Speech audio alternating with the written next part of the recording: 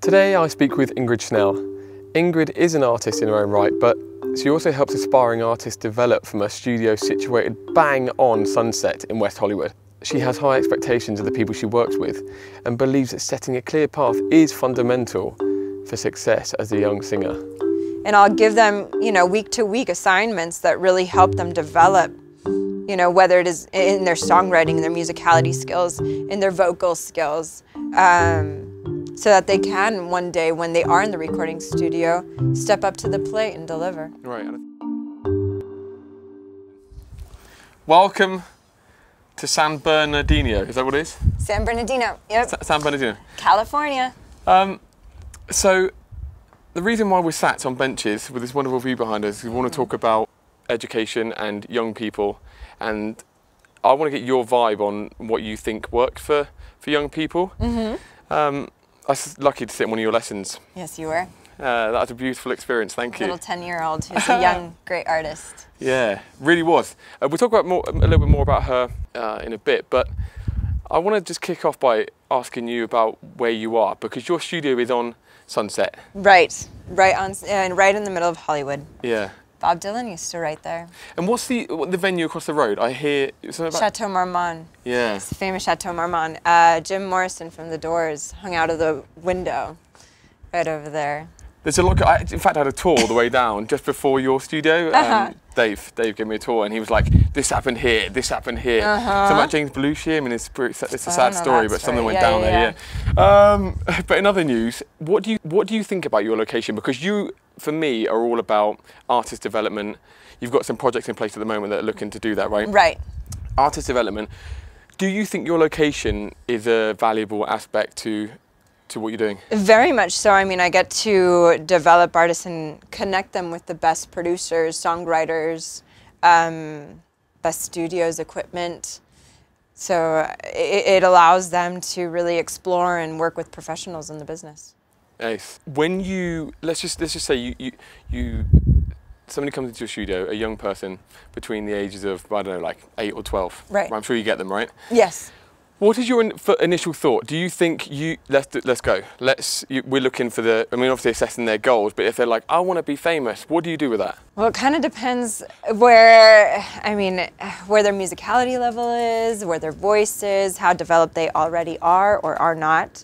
I mean, if you're talking about someone who's a complete beginner, we're starting at step 1. Ear training, understanding their voice, understanding what it is to sing a song. If someone comes in and they've already had lessons for years and they know their voice a little more, they can get through a song in front of people and really do, a good job. Then, it's being really specific about textures and tone quality and performance, and do they understand every lyric and how they can convey it to an audience. And also, do they know what style of music they're going to be singing and really develop that, which a 10-year-old really doesn't know. So it's guiding them through the process of really becoming a musician and an artist.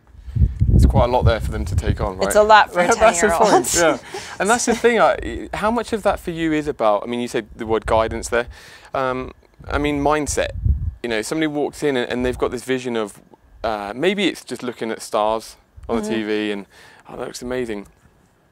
Trying to reformat the mind a tiny bit in terms of there's some work here that needs to be done. Right. Maybe you need to look at this. Maybe you need to look at styles that you wouldn't have looked at in the first place. Right. How much of that is important in changing mindset with young people, do you think? Well, it's pretty big. I kind of go by the kid. It depends on the kid and their goals, and whether it's just, a fantasy or if it's really a dream and a career. If it is really a dream and a career, I'll show them what it really takes to get there. And then it's up to them to come up to par and really do the work. And I'll give them, week to week assignments that really help them develop, whether it is in their songwriting, their musicality skills, in their vocal skills, so that they can one day, when they are in the recording studio, step up to the plate and deliver. Right, and I think that was one of the biggest things that I found with you, watching you, was your level of expectation. Right. Is that what's guided it? And in fact, actually, where did that come from for you? What was your education like? I mean, mine was started just vocal lessons, and I didn't really understand what it took to be a singer until I came out to LA and I saw the competition, and I was a little older. So, and also certain teachers didn't really push me in the direction of really becoming a musician. And so when I worked with bands, you know, I was just a karaoke singer. I wasn't really a singer until I learned that I really need to be a musician. And so when I look at kids and they're coming in and they really want to be an artist, I don't want them to go through it in their early 20s. I want them to have all those skills as a child so that when they do walk in, they can be the 17-year-old who can hang with the band. Right. Not just stand there and be able to deliver one song just the way that they practiced it for the past year. They should be able to do a whole set. And so with that in mind, what is... I noticed there's a kind of package.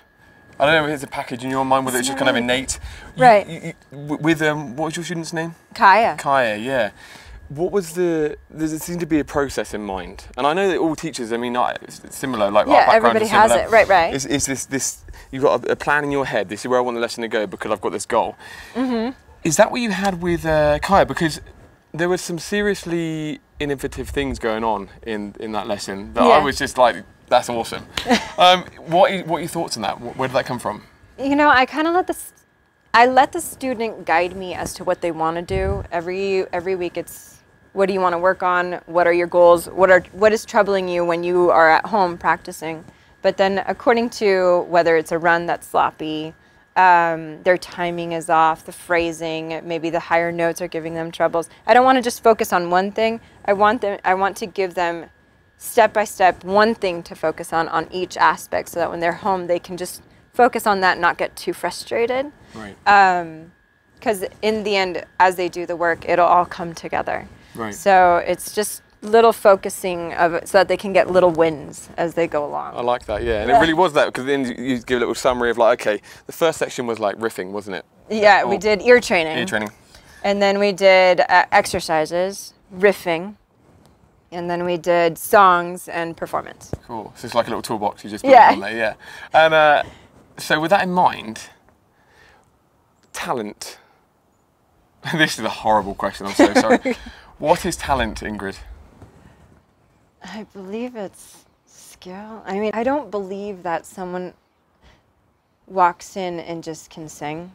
I believe it's putting your mind to something. You know, you might have an innate ability, just like, you know, you might be athletic, but it doesn't mean okay, I'm gonna be the best basketball player or baseball player. You might just be very in tune with your body, and according to where you focus and what you do and how much you practice and who's around you, your team, your coaches, is where you're gonna go. So I think, you know, a kid can come in and not really know how to sing, but with the right coaching and the right mindset and the right goal and a step-by-step process of getting where they want to go and doing the work, you can kind of do what you want to do. You just need the right people around you and the work ethic. The work ethic, yeah, massive. All right, so if you had 20 kids around you in a room, in a classroom, I know you're teaching one-to-one, so it's a different situation. So this is a bomb I'm about to drop on you. So 20 kids in front of you. They have to be taught in a group way. What things? I mean, let's go for three. 3 things that you would focus on in terms of getting the best out of them. For a group. I'm so individual. I only work with one person at a time. Yeah. I know. Yeah. I would do more musicality skills instead of, because I think the voice is so individual that's something you do need to work one-on-one, but you can work on your musicianship, on learning about music theory, songwriting, harmonizing, all that kind of stuff together and really learn music. That's something you can do in a group. Even performance you could do as a group because you can learn by watching each other. But understanding your voice and your instrument, that's something I think that's an individual process. Right, so you just go away and do that on your own, but the inspiration, motivation, and even, I mean, I even think that the ethos or the work ethic can be instilled in a group situation. Right. You know, it's interesting. Yesterday, Wendy Parr, were you in Wendy's session yesterday? No, I was not. But she was naughty. Well, what were you doing instead? I was in a songwriting session listening to a songwriter. Fair enough. Okay. But Wendy was talking about when people come into the studio and they've got this idea of who they want to sound like. Right. You know, they've been listening to Celine Dion all their life, and right. they sing Celine Dion songs. And she was talking about the transition from I love doing this. I love singing this song, especially if I'm going to karaoke and I can show people what I'm doing. But one of the trickiest things transitioned is taking that human being from this is singing to me, which is singing Celine Dion songs, right, to skill. A skill. Is that what you? Yeah. Into artistry. Right. Yeah, that's different. One thing is to go, okay, I want to be able to hit all of Whitney Houston's notes. Right. And spot on. And the other thing is to be able to deliver something that comes from your heart and really touch and connect to an audience. That's very different. And to walk away with, this is my flavor on music. This is, you know, my cadence. This is how I tell a story. It's a That's completely very different different. thing. Right. And how do you go about helping people explore that? Through song selection, we'll try different styles. We'll go into jazz, we'll go into pop, R&B, rock, and maybe even grab a song that they would never sing, ever. In some rock tune that maybe like was produced too hard. Grab those lyrics and the melody and have them sing it a little differently. Right, right. Just see if they can find themselves in it. An individual journey once again, isn't it? That's the thing. Cool. Okay, well that's awesome. Yeah. I've got 5, I say 5, let's do 3. We see how it goes. A couple of quick fire questions for you. I'm really intrigued to know what's going on inside your head. So if I say this next word to you, what comes to mind? It can be a thing, a word, or a person. Okay. First thing that comes to mind when I say the word successful. Will Smith. Wow. Okay. Go on then. Why? Yeah. I think every challenge, when he started, like, he always had something about him, a personality. He was always a personality and very driven. But he wasn't great when he started. We saw him grow from when he was a kid to now, and now we see an artist and we see, wow, this man is moving. But I love listening to him talk about his process and about how, you know, he'd be like, I'm not the best actor, but now you look at him and he's the highest grossing actor. Right. And for me, I'm not into films. I'm not a film person. Right. But whenever I see his films, serious, I don't know what it is. I guess it's that thing that films do to people. Right. They normally watch them, but there's some emotional effect there. Nice choice. Okay, next word. Singing legend. Stevie Wonder. Nice choice. I don't think you need to explain that really. No. Last question, last word. What comes to mind when you hear the word love?